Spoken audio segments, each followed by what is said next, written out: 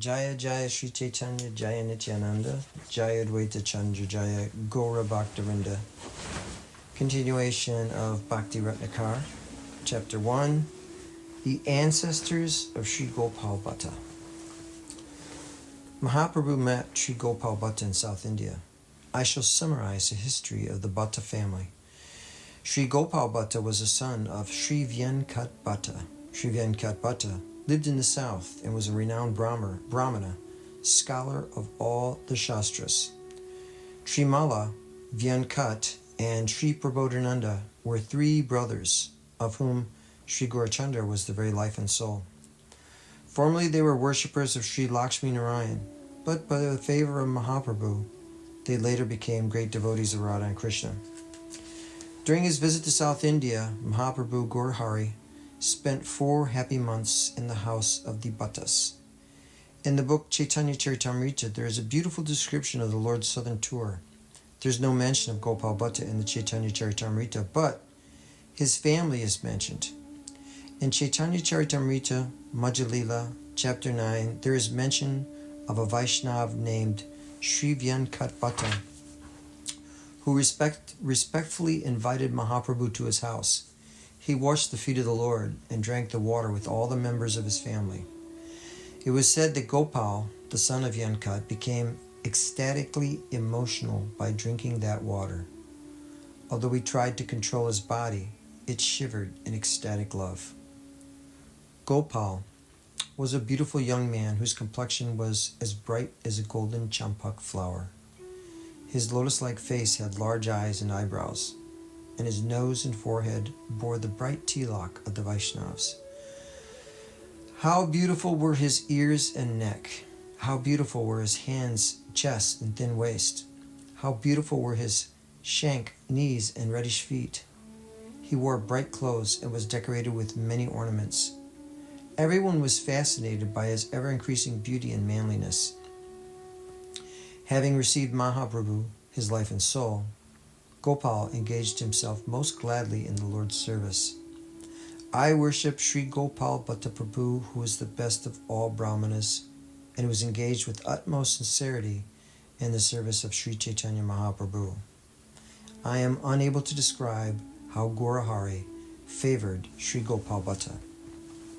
The character of Sri Gopal Bhatta. Nevertheless, I shall attempt to describe the character of Gopal, who was always engaged in the service of Sri Mahaprabhu. Not satisfied to see Mahaprabhu as an ascetic, he lamented privately. He addressed Providence with a choked voice. "O Providence, why was I born in this faraway place?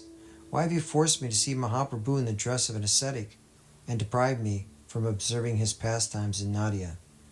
How cruel you were to allow him the life of renunciate, when I longed to see him as Vrajendra Nandana, the Lord of Sri Radhika." Lamenting in this way, he wept like a madman and breathed heavy sigh, as hot as fire. Forgiving Providence, Gopal then lamented that the ill fortune was his own fault. Having spent himself in lamentation, Gopal remained reticent. Yet, Gaurahari could understand the state of Gopal's mind. When Gopal fell asleep, the Lord of Navadvip appeared to him in a dream. Lord Gaurasundar was strolling through the various streets of Navadvip, and Gopal was there with him. Nityananda and Advaita took him lovingly in their arms, but when they were all about to tell him something, he woke up from his sleep. Gopal looked around in bewilderment and then went impatiently to find Sri Gaura. Mahaprabhu was delighted and revealed himself in the form of a cowherd boy with a blue complexion. The divine beauty remained, but in a few moments the blue complexion returned golden. The glow of Gaurasundar's beauty enchanted the universe. How beautiful was that hair that curled across his shoulders! His forehead was decorated by Vaishnav tilak.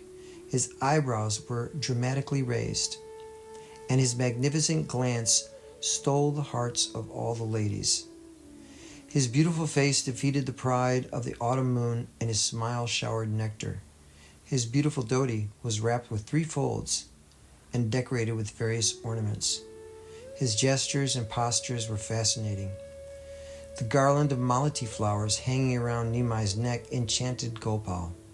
He fell at the feet of Mahaprabhu and again looked at his face with expectation, but the Lord had reassumed his ascetic form. Mahaprabhu Gaurachandra pacified Gopal and gave him direct instructions. He ordered him to go to Vrindavan as soon as possible, for there he would meet two valuable jewels, namely Rupa and Sanatan. Tell them about my desire, said Mahaprabhu. In Vrindavan, you will get many disciples from all over the world.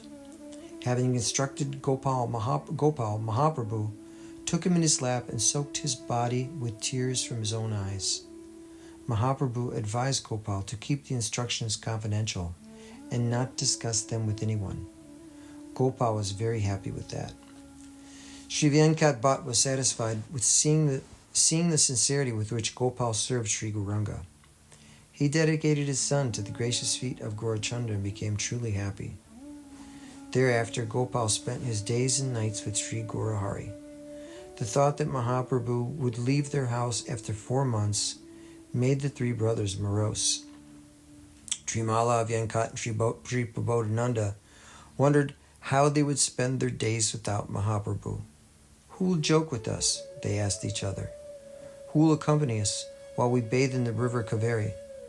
Who will perform sankirtan in the temple of Ranganath? And who will give worthless fellows like us the gem of devotion? Without Mahaprabhu's presence, these crowds will all disperse, and the holy place shall be vacant. Though tears streamed silently down their faces, they did not disclose their worries to anyone. At the end of the scheduled 4 months, when Mahaprabhu actually left their houses, they cried out of despair. As the Lord left their house, the bhattas fell on the ground at his feet. Mahaprabhu pacified the three brothers by embracing them affectionately. After pacifying Gopal, Mahaprabhu continued on his southern tour. At last he reached Nilachal, where he met his associates and devotees. He visited Goda and Vrindavan, where he also met many of his devotees. The great ascetic Sri Krishna Chaitanya gratified the Kali Yuga with the help of his devotees. Wherever he went, he informed his devotees that he had decided to stay in Nilachal. But in South India, Sri Venkat Bhatta and his brothers grew morose because of the separation from Sri Chaitanya. In absence of his master, Sri Gopal's state of mind was beyond description. He reflected on that moment of separation when Mahaprabhu had assured him that his desires would soon be fulfilled. He thought of Mahaprabhu's promise to take him to Vrindavan. Gopal remained absorbed in love of Sri Gauranga, and his fame in explaining devotional doctrines began to spread throughout the country. His pleasure was derived from spreading the glories of Sri Gauranga and defeating the views of the illusionists. Educated people eulogized Gopal Bhatta and wondered how he had gained so much knowledge so easily. Somebody said, "The credit goes to Sri Prabodhananda, who has educated himself since his childhood. No one can match the learning of Sri Gopal, who certainly gained his knowledge through the earnest efforts of his uncle." Somebody said, "Because of his vast learning, Prabodhananda has earned the title Saraswati. Whether awake or sleeping, he never thinks of anyone but his Lord Sri Krishna Chaitanya." According to Hari Bhakti Vilas, Gopal Bhatta, the disciple of Sri Prabodhananda and the favorite devotee of Lord Sri Gaurasundara, is compiling the book Sri Hari Bhakti Vilas, having satisfied Sri Raghunath Das and Rupa Sanatan. Renounced in worldly matters, Sri Gopal was both affectionate and poetic. He was an expert in singing, playing musical instruments, and dancing. The book of verses compiled by Sri Gopal Bhatta, for which Prabodhananda should be given first credit, enchanted both the readers and the listeners. In this way, everyone praised Sri Prabodhananda and Gopal, his nephew, who was highly learned and also kind-hearted. Sri Gopal took serious responsibility in looking after his parents, who were always satisfied with him. Once a Brahmana told Sri Venkat Bhatta, You must be a proud father. You must be proud to be the father of a son who is illustrious in every way. I have never seen such deep devotion as your son exhibits, nor such submission towards parents. Vyankat Bhatta was delighted to tell the Brahmanas about Gopal's lifelong endurance to be a great man. Gopal had eagerly anticipated seeing Lord Jagannath in Nilachal, and at the same time he was interested in learning Vyakarna and other scriptures.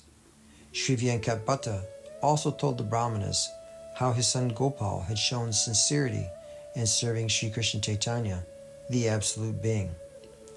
The Brahman enjoyed the stories about Gopal and admired Sri Vyankat Bhatta for being the happy father of such a fine son. Thereafter, the Brahmana returned home. The parents of Gopal were certainly fortunate to have a son who had fully dedicated himself to the gracious feet of Sri Chaitanya. They gladly permitted their son to go to Vrindavan, and thereafter they uttered the name of Mahaprabhu and left the world forever. After some time, Gopal met Rupa and Sanatan in Vrindavan. Although Sri Chaitanya was in Nilachal at that time, being God himself, he could understand that Gopal had gone to Vrindavan. One day he left the house of Mishra and went to meet Gopinath and Gadadhar. The attraction Gaurachandra felt towards Gadadhar was a precious emotion, which only a vastly fortunate man could have deserved. Similarly, the depth of the friendship between Nityananda and Gadadhar was beyond ordinary comprehension. Descriptions of the interactions between Gadadhar and Advaita used to give a sense of soothing relief to those who heard them. Srivas Pandit always admired Sri Pandit Gadadhar and considered him to be more dear than his own life. No one could understand what happiness lay in the relation between Prabhu Haridas and Prabhu Gadadhar, nor could they grasp what sort of love prevailed between Pandit Sri Gadadhar and Das Gadadhar. No human being exists who could adequately describe the loving relationship between Gadadhar and his Lord Sri Gaurasundar. In the house of Gadadhar, Mahaprabhu and his devotees used to take their seats. Only the most fortunate could witness the beautiful scene. The great ascetic, Mahaprabhu Gora Roy, softly spoke his mind to the devotees. I feel concerned because I have not received any news from Vraj for a long time. He told the devotees he wanted to send some letters to Vrindavan, but as he spoke, a letter arrived from Rupa and Sanatan in Vraj, giving news of Gopal Bhatta's arrival there. In his enthusiasm over the letter, Mahaprabhu began to describe Gopal to his devotees. During my southern tour, I had the pleasure of staying at the house of Vyankat Bhatta. There I met Sri Bhatta's son, Gopal, who had already proven himself a great scholar of all the scriptures. With the permission of his father, Gopal gladly served me with great sincerity. Lord Krishna has been kind to him, and he has now gone to live in Vrindavan. Rupa and Sanatan are very dear to me, and they sent me a letter as soon as Gopal arrived there. Mahaprabhu's devotees were happy to hear the Lord relate this story. The Lord praised Rupa and Sanatan and then sent him this reply. He wrote, I am glad to hear Gopal's arrival in Vrindavan. You should accept him as your own brother. Continue to send me letters from time to time informing me of your welfare and activities. The books that you have already written and those you are currently writing will later be well accepted by the world. The person who will help to circulate all the books has now arrived by the wish of Lord Krishna. Mahaprabhu ordered a person to take the letter and many clothes for his Vrindavan disciples and to leave without delay for Braj. When the courier met the Goswamis in Vrindavan, he delivered the doors, kopinas, and outer garments along with the letter. I dare not attempt to describe how joyfully the Goswamis received the gifts and letter from Mahaprabhu. Sri Rupa and Sri Sanatan lovingly accepted Sri Gopal as their brother. An internal revelation helped Gopal identify Sanatan Goswami at once. Sri Sanatan Goswami described the book Sri Hari Bhakti Vilas to Gopal. While listening to the book, Gopal harbored a secret desire to serve the deity of the Lord. And one night in a dream, Sri Govindadev told Rupa about Gopal's desire. Under Sri Rupa's affectionate guidance, Gopal learned to serve Sri Radha Raman. This subject will be discussed in detail later, but for now I will say that Gopal's effort in serving the Lord was very sincere. Lokanath, Bhugarba, Pandit Kashishwar, Sri Paramananda, and the other devotees all showered their love on Gopal Bhatta. He liked to spend his days with Rupa and Sanatan, discussing the loving pastimes of Sri Krishna Chaitanya. Sri Gopal's heart swelled with love for Sanatan, while a deep friendship grew between him and Sri Rupa. But above all other relationships, Sri Bhatta relished his absorption in the service of Sri Radha Raman. By dint of his knowledge and devotion, Gopal could satisfy anyone's desire, and soon became dear to everyone in Vrindavan. Previous authorities have said, "I pay my tribute to Sri Gopal Bhatta, who became satisfied by the love and friendship of Sanatan and Rupa, and who constantly remained absorbed in the service of Sri Radha Raman." Some have tried to describe the activities of Gopal Bhatta, but many have failed. Whoever tries to debate the deep-rooted significance of his life will be plagued by guilt. Even the former great poets have failed to describe the whole life and activity of Gopal Bhatta. I hope that I will be able to describe it later, but not now. Although Thakur Vrindavan Das describes the pastimes of Mahaprabhu, he did not mention the Lord's South Indian tour. Vrindavan Das was the incarnation of Sri Vyasadeva. Yet on the advice of Veda Vyas, he did not describe that part of the Lord's Leela. Being empowered by Veda Vyas, Sri Krishna Das Kaviraj took pleasure in elaborately describing that South Indian tour. But he also omitted certain parts so that later poets could elaborate on them, just as a guru keeps remnants of food for his disciples to accept as prasadam. A layman cannot understand the writing of a great poet, so people should give up their speculations on such writings and simply try to accept them as they are. Before attempting to write about Mahaprabhu and his associates, Sri Kaviraj made a serious effort to understand their characters in depth. Vaishnava poets would always approach the devotees of Mahaprabhu in order to understand their desires. After taking their guidance and permission, the poets would write. Having taken permission from many devotees, Krishnadas Kaviraj wrote several books. Sri Gopal Bhatta would not permit his name to be mentioned in any of the books, although he did authorize and encourage Sri Kaviraj to write. As ignorant persons will never know why Gopal Bhatta forbade his name to be mentioned. Perhaps his humility did not allow it. Kaviraj hadn't the audacity to flout his order, and thus Gopal's name is mentioned rarely in Sri Kaviraj's book. I have heard from an old Vaishnav that Lokanath Goswami gave the same order that his name not be used. Krishnadas Kaviraj took pleasure in writing the infrequent passages that glorified Gopal Bhatta, and he never told Sri Bhatta how he had written them. I cannot write extensively about the depth of knowledge of Sri Gopal Bhatta during his life in Vrindavan, for fear the book will become too large. Sri Bhatta had given many comments on the book Krishna Karnamrita, which gave much pleasure to all the Vaishnavas. Sri Gopal Bhatta, a remarkable person on the path of pure devotion, performed many supernatural activities. At a much later time, Srinivas met him and got his desires fulfilled. On the order of Mahaprabhu, Srinivas took his initiation from Gopal Bhatta and later propagated the Goswami scriptures in Gauda. Mahaprabhu empowered Sri Rupa and others to write and compile scriptures on Vaishnava religion. For the propagation of those scriptures, he empowered Srinivas Acharya and Sri Thakur Mahasya Narottam, were of the same soul in their devotion to Mahaprabhu. Thakur Mahasya had revealed the powers of both Rupa and Srinivas in his slokas. The slokas by Thakur Mahasya say, When shall I be able to find Sri Chaitanya Dev, the ocean of kindness, within the range of my vision? His aim was to create many Vaishnava scriptures to the intellect of Sri Rupa and others to later disseminate those scriptures to the people of the world through the efforts of Srinivas. Srinivasacharya was a great scholar who benedicted the world by distributing those valuable Vaishnava books. By the wish of Mahaprabhu, he had many disciples, among whom Ramachandra, Gokulananda, and others became very famous.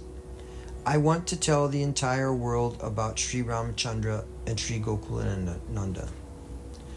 Ramachandra and Govinda were two famous brothers whose father was Chiranjiva and maternal grandfather was Damodar. Damodar Sain lived in Srikhanda and was very famous for his great poetic genius. Sri Sangita Madhava by Govinda Kaviraj says, the unparalleled poet Damodar Vasuki of the netherworld, the greatest scholar, Brihaspati of heaven, and the charitable Sri Govardhan of Godadesh. None were capable of defeating Damodar in debates, for he was not only a poet, but a great rationalist. Once a world-famous scholar who had been easily defeated by him cursed him to never have any male issue in that lifetime, and Damodar went to great lengths to pacify the scholar, who at last blessed him that he would have a daughter who would be famous throughout the world. Your daughter will give birth to two illustrious sons who will benedict the world by removing all inauspiciousness, said the scholar. Later on, Damodar did get a daughter named Sunanda, who was not only beautiful, but also a reservoir of good qualities. The ladies of Srikhanda appreciated her good disposition, and when she was old enough for marriage, they searched for a suitable bridegroom. Damodar Kaviraj selected Chiranjiva as a most suitable husband for his daughter and gladly gave her in marriage. Although I would like to describe their marriage ceremony in detail, I will restrain myself as the information is superfluous.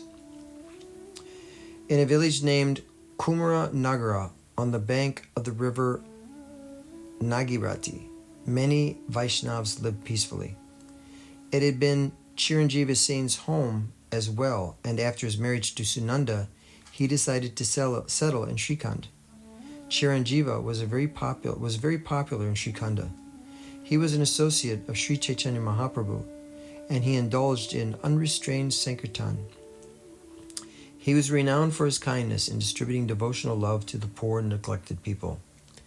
The author of Sri Chaitanya Charitamrita mentions Chiranjiva Sain among the associates of Mahaprabhu. According to Chaitanya Charitamrita Majlila 1192, Mukundadas, Narahari, Sri Raghuvananda, Chiranjiva, and Sulochan were associates. Chiranjiva Sain was a great scholar who used to live happily with his wife in Srikhanda. She was as submissive to her husband as Arundhati, the illustrious wife of the saint Vashishta. She was a very well-behaved lady and a reservoir of supernatural powers.